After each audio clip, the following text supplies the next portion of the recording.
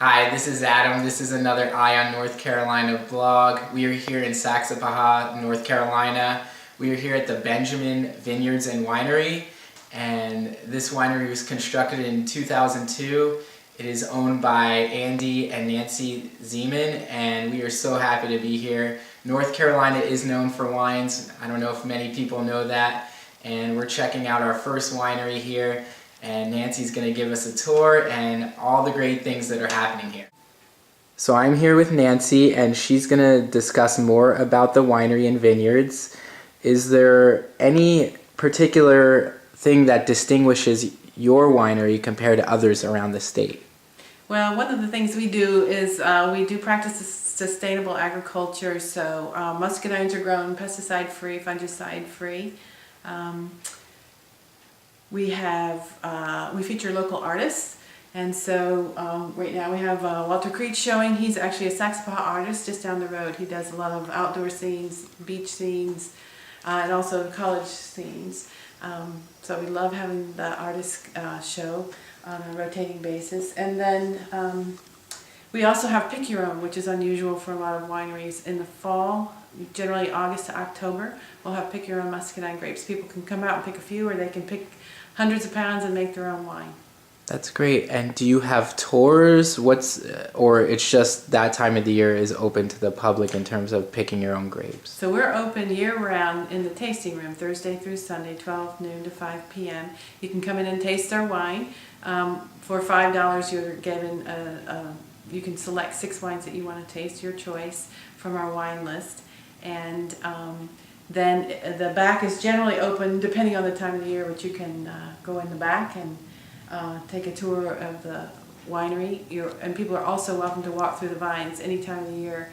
Pick Your Own obviously is August through October, but we've got people who love to come out all times of the year and see the grapes at different stages. So right now everything's pretty dormant. We're pruning. It's not very pretty, but it's very peaceful.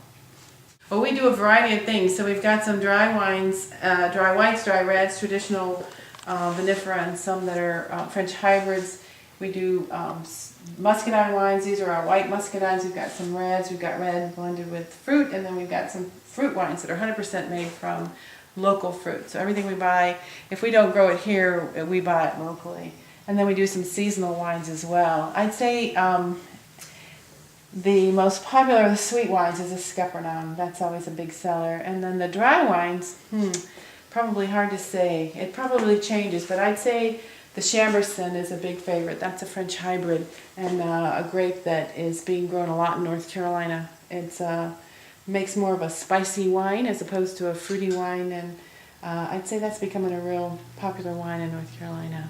The vineyard's about 6 acres planted. 6 acres. And what was the inspiration behind constructing the vineyards and winery? Well, we've grown grapes and made wine on a small scale for personal use wherever we've lived. And we actually moved to North Carolina over 20 years ago and bought enough land that we could put in a little vineyard, and called NC State and said, what grows well in this area? Because we weren't from this area. And they said, muscadines. And we're like, what are those? Never heard of those before. But we started with some muscadines and did some other things. And then that was a good practice for us because we learned what grew well here. And so when we were ready to scale up, we knew what we wanted to plant and had experimented and worked with it, both the growing part of it, the viticulture part of it, as well as the winemaking part of it. People can come out and have a glass of wine and overlook the vineyard and watch it as it changes over the seasons. People are welcome to bring a picnic. We've got this area for seating, and also the picnic grove in the cedars is a fun, generally really cool, it's cool temperature-wise place to be. Peak season's anytime but winter. Okay. And we're just getting out of winter here. Yeah, so spring, summer, and fall are pretty popular. So we work closely with people in Saxapahaw. Haw River Canoe and Kayak is one that we're partnering with at the end of the month for a women's paddle. So the women paddle down the river during the day, and then they come back here for a glass of wine, a light dinner, and massage. So we work closely with our friends in Saxapahaw. We've got great places to eat, the Eddy and Saxapahaw General Store, and great music venue with the Haw River Ballroom, but also Saturdays in Saxapahaw, which are a free event every Saturday, May through August. It's a fun event. We're there with our wine. We do have our wines in the general store and the Eddy, and people will use our wine for events. And as I said, we're in Saturdays in Saxapahaw. We'll have a wine booth there. So, yeah. After we've had a few cold nights, like in the 20s, 3 nights in a row generally is our rule of thumb, and we'll start pruning. But it's been such a strange winter this winter where it'll get real cold and then it'll get warm again. We've been afraid to prune our vinifera, so we're a little behind on those. They're not as hardy as, and they don't tolerate the winters as well as the muscadines, which are native. And we have started pruning those, and that's well on the way. Pruning now because we've got to. They're going to bud out in a few weeks, but we're expecting more snow, and more cold weather. So it's been every year's a little different. Every year's a little trying. We've had extreme drought in 2007, which made great wine, but not a whole lot of wine. We got a lot of good quality grapes, but not a whole lot of grapes that year. So every year, we're farmers. Every year is different for a farmer. So these are some white grapes, Chardonnay grapes, and we grow these on what's called a lyre system, a lyre trellis. And so the grapes grow up, and the vines will go through the wires to stabilize them. And so then every year we prune them back, and you can see how much we prune back.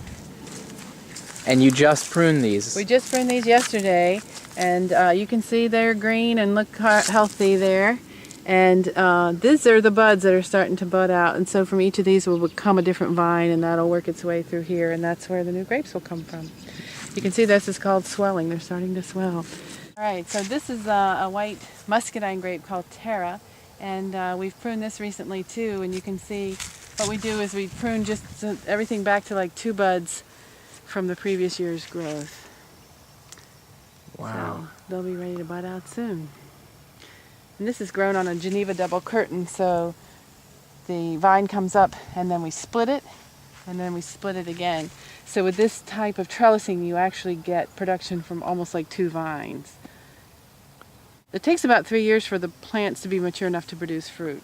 And once they do, then they're good for, we don't know how long, years, 25, 50 years. So. And I notice a lot of land here. Do you plan on planting more? We don't at this point. We're kind of maxed out. We're adding every year another acre or so, and we're to the point where it's enough for us. My husband and I do most of the work. We've got a part-time tasting room manager, and then we hire in seasonal help to help prune and to help harvest. Is it the same people every year? So they're experts. Yep. Yeah. They're well trained. Yeah. So I would like to thank Nancy for the tour. It was a really fun time checking out everything about the vineyard. I didn't know anything about growing grapes, and I learned quite a bit today on the process of growing a grape and maintaining a vineyard. And again, we're in Saxapahaw, North Carolina at the Benjamin Vineyards and Winery, and we hope to see y'all soon.